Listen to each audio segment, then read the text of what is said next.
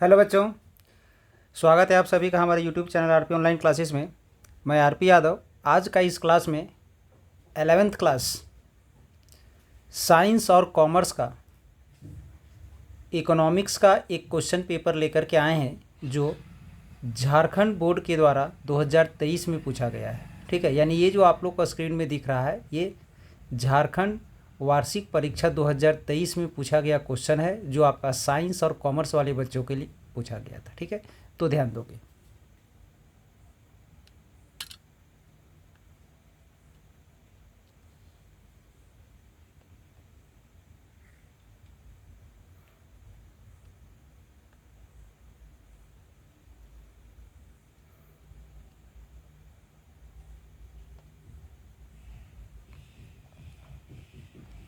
ध्यान दोगे। इसका फर्स्ट क्वेश्चन क्या है? जीवन के आम कारोबार से अर्थशास्त्रियों का क्या तात्पर्य है? ठीक है, तो इसका आंसर सी हो जाएगा, मनुष्य की आर्थिक क्रिया। ठीक है, जीवन के आम कारोबार से, आम कारोबार का मतलब होता है मनुष्य की आर्थिक क्रिया। ठीक है, यानी क्या हो जाएगा इसका? तो सी हो जाएगा। क्वेश्चन नंबर 2 में ध्यान दोगे, निम्नलिखित में से किसके द्वारा आपके गुणात्मक आंकड़े उपलब्ध होंगे? ठीक है, तो गुणात्मक आंकड़ों को उपलब्ध कराने के लिए बुद्धि की आवश्यकता होती है, यानी इसमें 2 का आंसर हो जाएगा डी।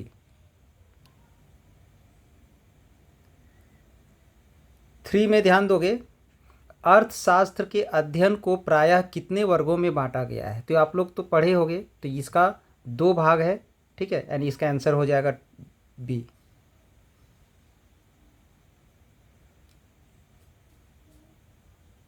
फोर में है, आंकड़ों का संग्रह क्यों किया जाता है? ठीक है, तो सी नंबर हो जाएगा इसका, समस्या के स्पष्ट और ठोस समाधान के लिए साक्ष्य दर्शाने के लिए।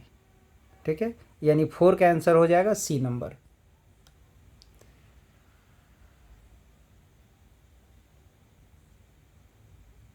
फाइव में ध्यान दोगे, आंकड़ा संग्रह का निम्न विधियों में से किस विधि में उत्तरदाता को प्रभावित करने की संभावना रहती है? तो इसका हो जाएगा सी नंबर, व्यक्तिगत साक्षात्कार के लिए।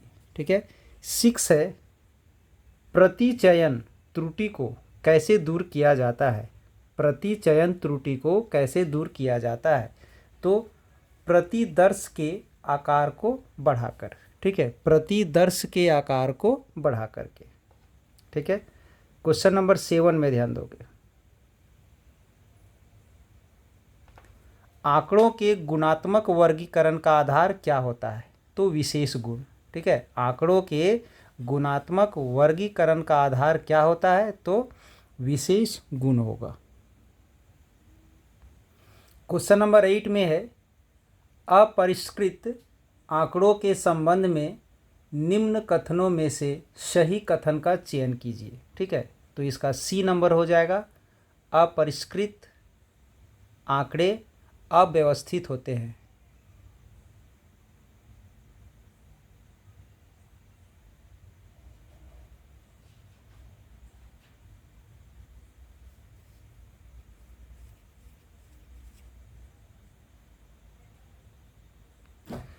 यानी 8 का आंसर हो जाएगा सी नंबर। ठीक है, अब ध्यान दोगे 9 नंबर, निम्नलिखित में से संतत घर का एक उदाहरण कौन सा है? तो एक व्यक्ति की वार्षिक आय, यानी सी नंबर। 9 का क्या हो जाएगा? तो सी नंबर। 10 में ध्यान दोगे, चरम मूल्यों की उपस्थिति में कौन सा औसत सर्वाधिक प्रभावित होता है? तो समांतर माध्य। ठीक है, क्या? समांतर माध्य, यानी 10 का हो जाएगा ए नंबर।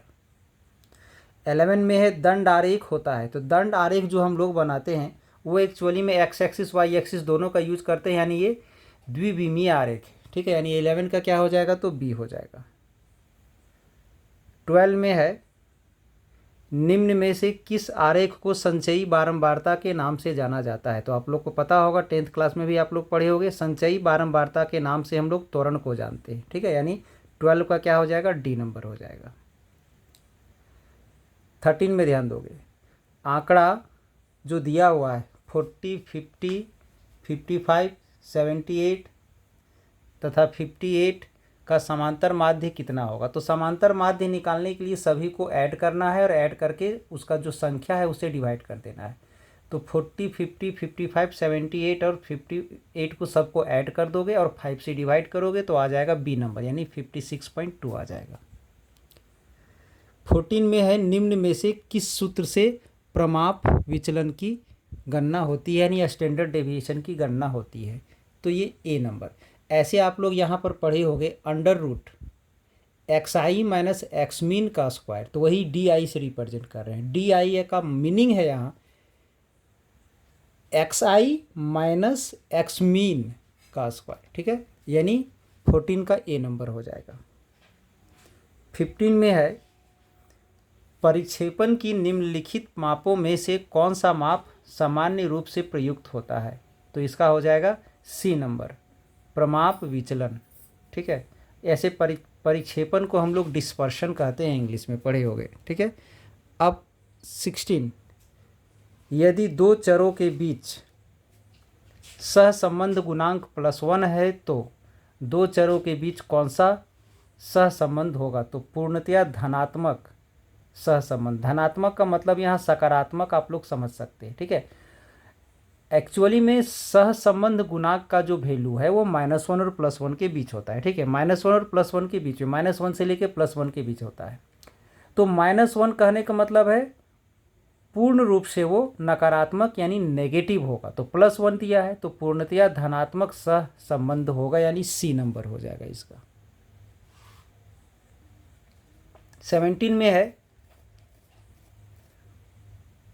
कद यानी फुट में तथा वजन यानी किलोग्राम में के बीच सहसंबंध गुणांक की इकाई क्या होगी। तो एक्चुअल में आप लोग पता होना चाहिए सहसंबंध गुणांक की इकाई होती ही नहीं है, ठीक है, यानी इसका आंसर हो जाएगा डी। 18 में है निम्न में से कौन सा सूचकांक खुदरा कीमतों में औसत परिवर्तन को मापता है। तो उपभोक्ता कीमत सूचकांक, ठीक है। उपभोक्ता कीमत सूचकांक जो है वो खुदरा कीमतों में औसत परिवर्तन को मापता है। सीधे से याद रखोगे कि खुदरा कीमतों में औसत परिवर्तन को मापने के लिए उपभोक्ता कीमत सूचकांक का हम लोग उपयोग करते हैं। 19 में ध्यान दोगे लेस्पेयर के कीमत सूचकांक में किसे भार के रूप में प्रयुक्त किया जाता है, ठीक है। तो इसका हो जाएगा आधार अवधि की मात्रा, ठीक है।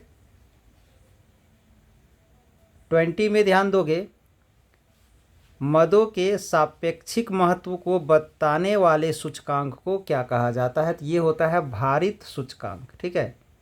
सापेक्षिक महत्व को बतलाने वाले को भारित सूचकांक हम लोग कहते हैं। 21 में ध्यान दोगे औपनिवेशिक काल में भारत के विदेशी व्यापार का सबसे बड़ा भागीदार कौन सा था। ऐसे तो ब्रिटेन आप दे सकते हैं जवाब, बट ऑप्शन में यहाँ पर इंग्लैंड है, ठीक है, तो आप इंग्लैंड लिख दोगे। इसके जहाँ पर आपका ऑप्शन में ब्रिटेन भी आ सकता है, ठीक है। 22 में टिस्को की स्थापना कब हुई थी। तो ये 26 अगस्त को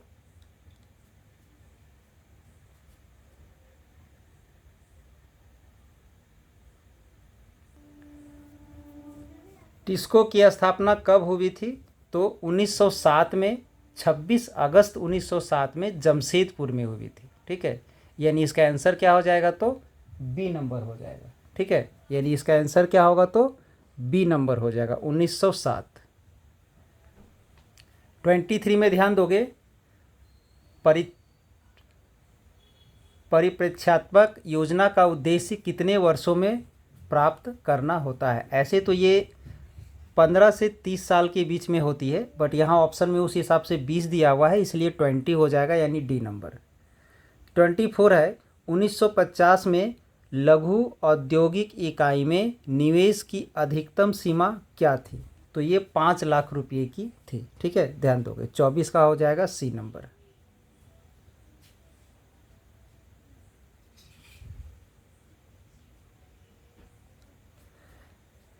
25 में ध्यान दोगे, आयातित वस्तु पर लगने वाले कर को क्या कहा जाता है? तो उसे प्रशुल्क यानी टैरिफ कहा जाता है। ठीक है, डी नंबर। 26 में है, औद्योगिक प्रस्ताव नीति 1956 को किस पंचवर्षीय योजना का आधार बनाया गया था? तो ये दूसरी पंचवर्षीय योजना, यानी 1956 में दूसरी पंचवर्षीय योजना को औद्योगिक प्रस्ताव की नीति 1956 को बोला गया था, ध्यान रखोगे।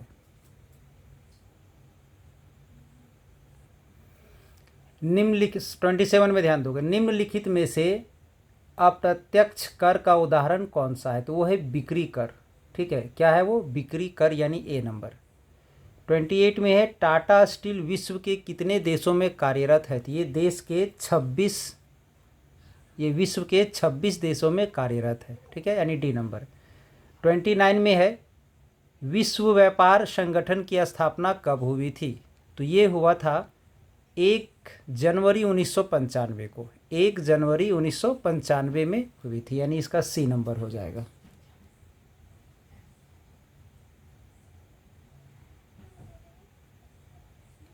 थर्टी में ध्यान दोगे, निर्धनता के आकलन के लिए जेल की निर्वाह लागत धारणा के प्रतिपादक कौन थे? तो ये थे दादा भाई नौरोजी, यानी बी नंबर।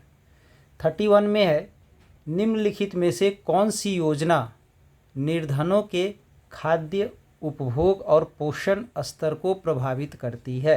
तो वो है मध्यावकाश भोजन योजना, यानी मिड माइंड योजना जो मिलता है। ठीक है, वो है हमारा, यानी 31 में सी नंबर हो जाएगा। 32 में ध्यान दोगे, निम्नलिखित में से निर्धनता का एक कारक कौन सा है? तो बेरोजगारी, ऋणग्रस्तता, जनसंख्या दबाव, यानी तीनों है, यानी इसमें से सभी। 32 का हो जाएगा डी नंबर। 33 में है, एशिया का सबसे बड़ा अनौपचारिक बैंक कौन सा है? तो कुटुम्बश्री, यानी सी नंबर। 33 का सी नंबर, क्योंकि इसमें से भारतीय स्टेट बैंक और झारखंड ग्रामीण बैंक तो हो नहीं सकता है अनौपचारिक बैंक। ठीक है, और तनवा जो है सो एक अनौपचारिक बैंक नहीं है, वो सिर्फ ऋण वगैरह प्रदान करती है, बैंक नहीं है वो, तो बच जाती है हमारी सी नंबर। ध्यान रखोगे, याद करने में दिक्कत नहीं होगी, कुटुम्बश्री। 34 में है, निम्नलिखित में से कौन सी क्रिया बागवानी के अंतर्गत आती है? तो ये है हमारा चाय का उत्पादन। ठीक है, क्या है? चाय का उत्पादन। 35, निम्नलिखित में से कौन स्वनियोजित नहीं है? तो ये फेरी वाला वो स्वनियोजित है, ब्यूटी पार्लर की जो मालकिन होती है वो भी स्वनियोजित है। ठीक है, सीमेंट दुकान का मालिक नियोजित है, ये जो खोलता है उसी के हाथ में होती है। बट सरकारी बस का जो ड्राइवर है वो स्वनियोजित नहीं है, ये सरकार के द्वारा तय की जाती है, यानी 35 का हो जाएगा बी नंबर। यानी इसमें पूछा गया है कि स्वनियोजित कौन नहीं है, तो बी हो जाएगा।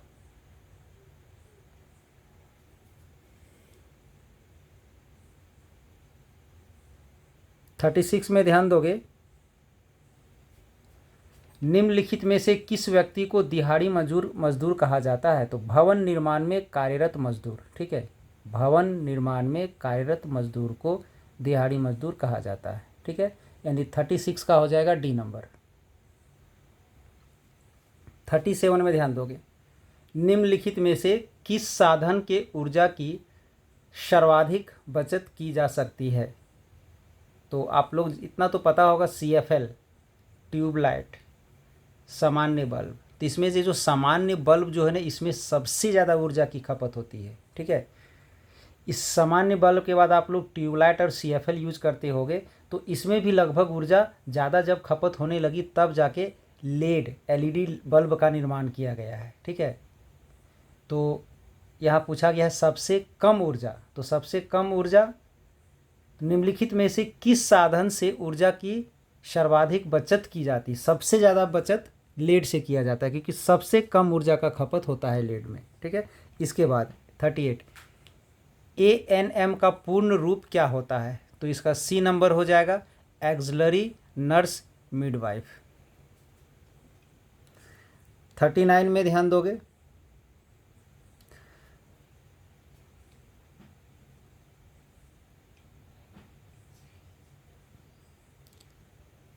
39 है, अपिको आंदोलन किस राज्य में चलाया गया था? तो वो कर्नाटक में चलाया गया था, यानी 39 का हो जाएगा सी। ठीक है।